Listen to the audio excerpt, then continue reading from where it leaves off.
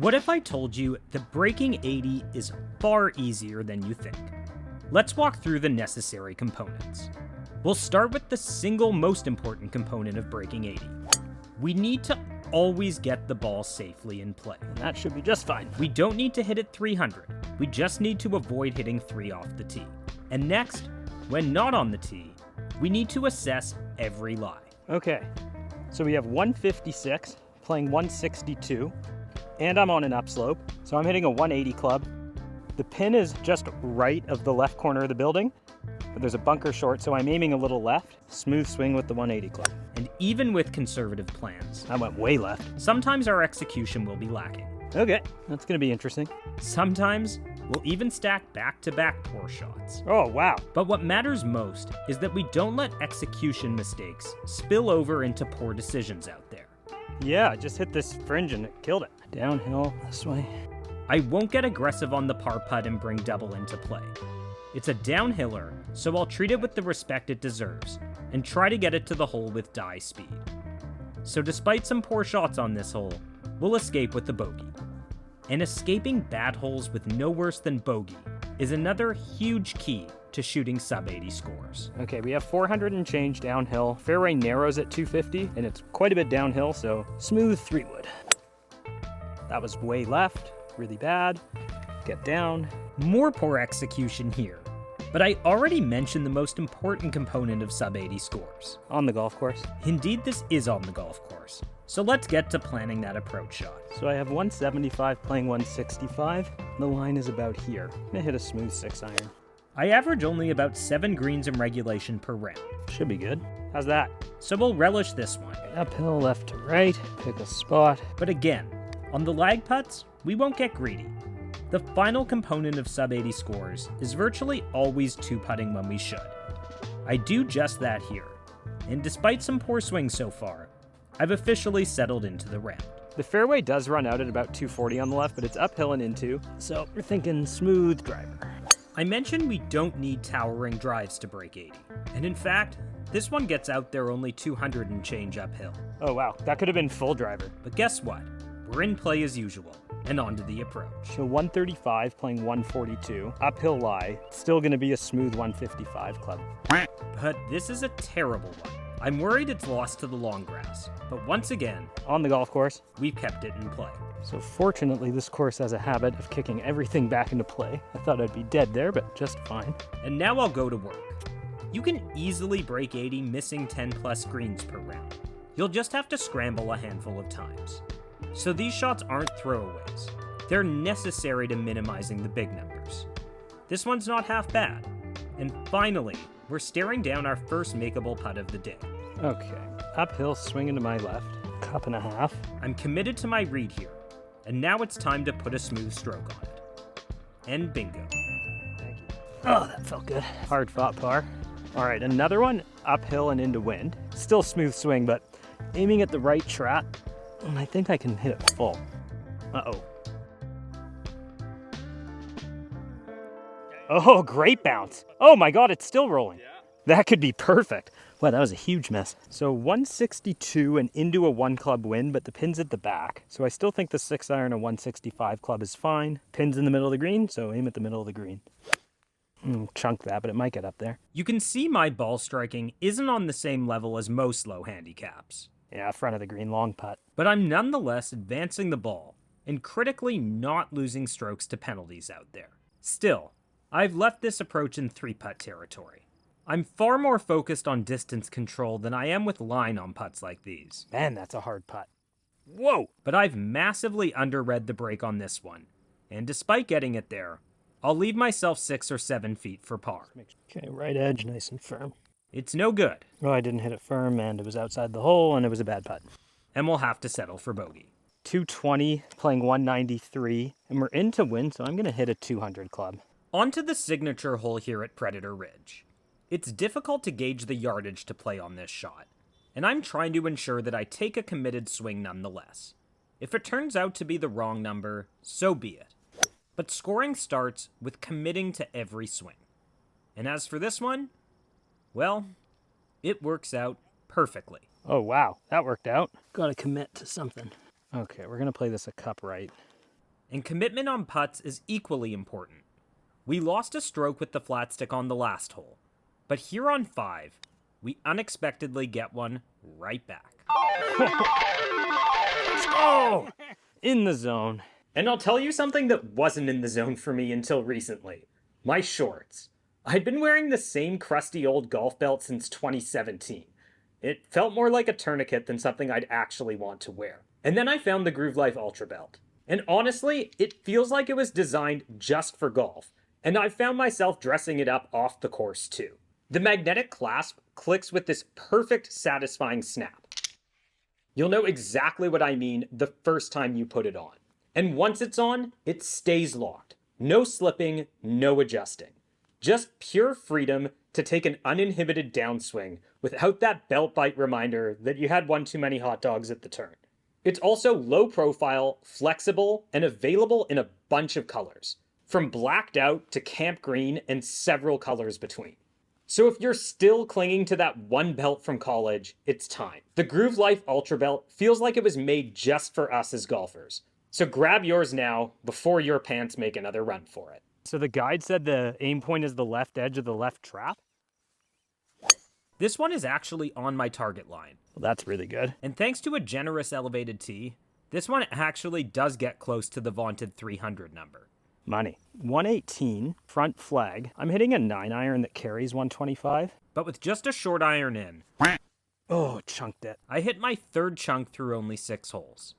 And as they say, sometimes it's hard to recover from a good drive. Yeah. So it's back to work greenside, where once again, I'm probably not taking the undulations of this course into account to the degree that I should. Wow, I didn't see all that break. Man, this is such a deceiving putt. Because I saw it, yeah, it's got to come this way. Hold on. It's so trippy that this is a left to right putt. I always want to be committed to my line before hitting putts. But on this one, you can see clearly that I don't give it a firm stroke up the hill. And it leads to a very avoidable bogey. Oh well. On to the day's first par 5. And these are where I make the majority of my modest sum of birdies. As usual, it starts with getting the ball in play.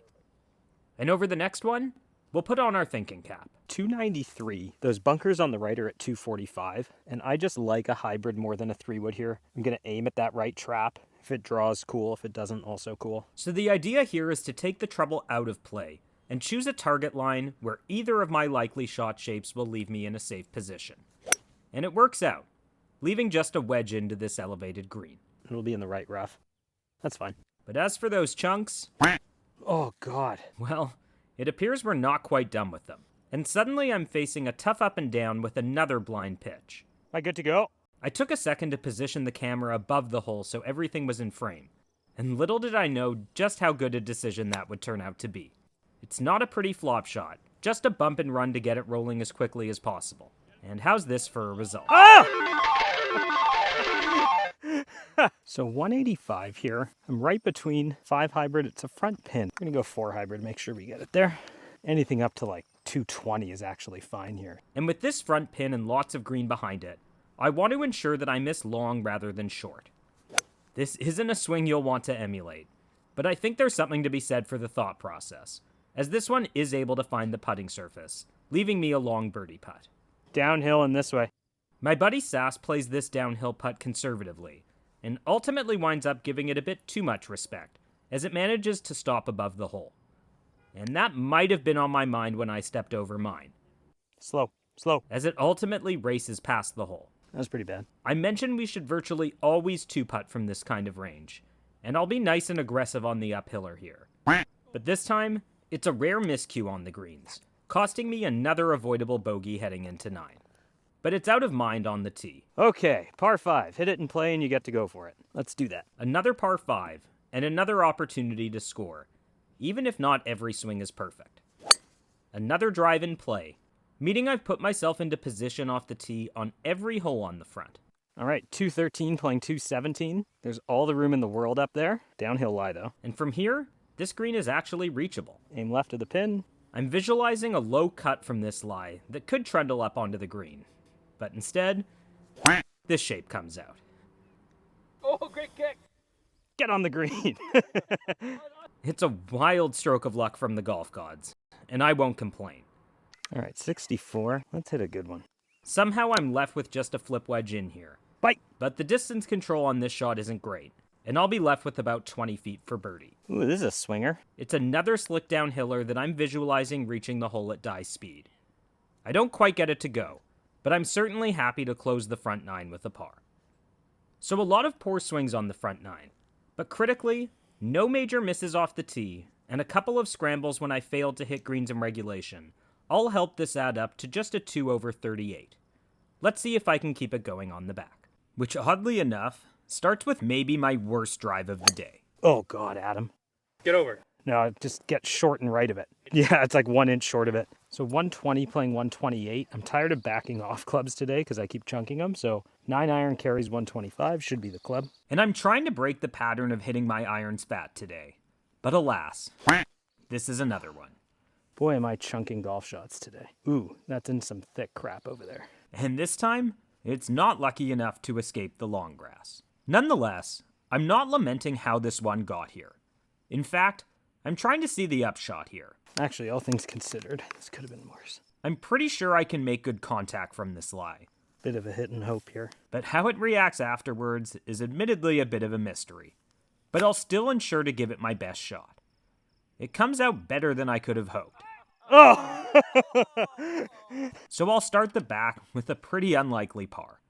On to another par 5, where I'll start with a weak push up the right. And not to beat a dead horse, but it's in play. 287, and I'm just deciding between a 3-wood and a hybrid. You know what? There's so much room up there. We'll hit a 3-wood. But those chunks, they're not done. Boy, am I chunking golf shots today. 111 playing 115. It's a back pin, and this pitching wedge carries 115, but uphill lie, so I think pitching wedge is okay. And I'm thinking this one is all over the flagstick, but I'm actually left just long with a short downhill chip. So this did go long. This is tricky. And it proves to be above my pay grade. Whoops. The putt is no easier, and this is a brain fart. What the hell was that? A frustrating bogey with just a wedge in hand for the approach. And on to 12. Okay, 134 playing 131. I like 9 iron. I was trying to hit that so hard. And chalk this one up to a mental error. I pull it trying to get everything out of it. Wow, into the long shit. And for the second time now, I've found the dreaded long grass. Well, this is horrendous. God, where did it go? Right here. God, every time I come out, I lose it.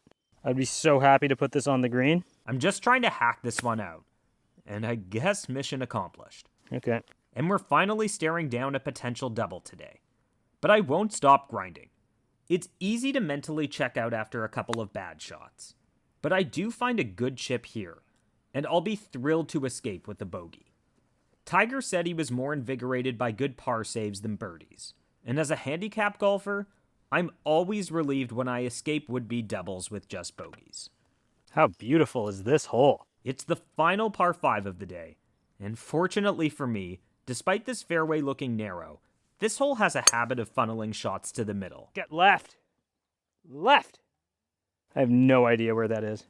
And somehow, this miss winds up here. So mine must have hit rocks there, and look where this wound up. 40 yards back of my playing partners, but in the fairway. We're going to hit a 3-wood. But my poor contact today continues. Boy, am I chunking golf balls. Get back down on the fairway. Yes. Middle of the fairway. I've never chunked so many shots that have worked out. All right, 114. Playing a couple up, but downwind. Smooth pitching wedge. And once again, my pitching wedge is flying a bit further than usual today. Sit. Sit. Quite a bit more downhill than it appears, I think. But critically, this time the long miss still leaves me putting, albeit conservatively with a downhiller here. Thanks. A good lag putt from this tricky spot. And just like that, we're off the bogey train. Kick it left. I'm sure it will. Yeah, all the way down into the middle. Look at that. Although it kind of came backwards. Whatever, middle of the fairway. Okay, another uneven lie. 146 playing 149. We're going to go 7 iron. I'm so used to chunking shots from these uneven lies today that I probably failed to realize that when I do make decent contact, the ball is indeed flying long. Sit. And this one goes over the back. But I mentioned the importance of being able to scramble a handful of times throughout the day. My greenside arsenal is limited, and I'll rely once again on a simple bump and run from this range. This one cozies up to about 4 feet. And this time, I'm able to get it to go. Thank you. 138. We're just going to go smooth 8-iron. And thankfully, with the benefit of a tee here, I'm able to avoid the dreaded chunk today. It's a bit of a weak push. All right, on the putting surface. For just my 7th green in regulation thus far. I'll even get a look at Cam's putt on my same line. Oh, I like the line. Good putt. And with that in mind, and facing a putt that's relatively flat, I hit my most aggressive putt of the day thus far. It's tracking, but not quite, Boy, I thought I had that. and I'll settle for par. Yeah, I feel like 3-wood's fine here. I'll eschew the hero shot here and avoid trying to drive this green. Anything safely in play should leave me with just a wedge in. And despite this one hooking a bit, Oh, good bounce. I'm able to accomplish just that. Yeah, that's perfect. Little open face, little pitch and putt hole. This is a number I'm comfortable with. It's about the same shot I had in on the 9th hole, but this time the distance control is much better, leaving my shortest birdie putt of the day. But it's not meant to be. And it's one more par, heading into a tough couple of finishing holes here at Predator. Okay, pick a line. Over the reeds. And this isn't where I'm aiming, That was so far off my line. but critically, in play as always. 210, back pin, anything left is so bad. And we're a bit downwind, so I'm going to hit a 200 club at the front right corner of the green as the game plan here. From this range, my green make percentage is low, so the game plan is to avoid the big hazards ahead. If it draws onto the green, great, and if not, it should miss just short for a straightforward up and down. Pushed it. But I ultimately miss it right, a rarity with this club. Might be in the trap there. And worse yet, instead of missing short, it misses pin high in a greenside bunker. So the goal here is to get out safely and leave myself with a par putt. Could have been worse. It's uphill to the hole and then downhill past it. And this isn't my best. But I am able to make the comebacker for bogey. My driver has consistently missed a bit right today. And here on 18, I'm finally able to hit one to the left side of this fairway. But the approach shot is still no joke. Okay, 180, uphill and into. Is this 4 hybrid enough? I don't know, but I'm going to aim it left so that if it misses, it's not in the trap. Again, the plan is to play safe, but the execution isn't quite there. I pushed it. Go! Go! No. This one's a bit aggressive, and we'll close the day with a long downhiller, arguably right on the border of 3-putt territory. And it's one final example of poor execution. The flat stick is usually the club that bails me out of trouble, but this has me staring down my 3rd 3-putt of the day, unless I can find a way to drain the 10-foot uphill comebacker. And not this time. It's my only double of the day, but fortunately I had enough buffer room that I'm still able to card a sub-80 score. And breaking 80 doesn't need to be more complicated than this. As I mentioned in the intro, the real key is keeping drives in play. I was always in position to hit greens today, and I did hit almost half of them. Toss in a couple of up and downs, and we were able to overcome bad shots that crept into the double digits. It's not always pretty, but it can produce sub-80 scores.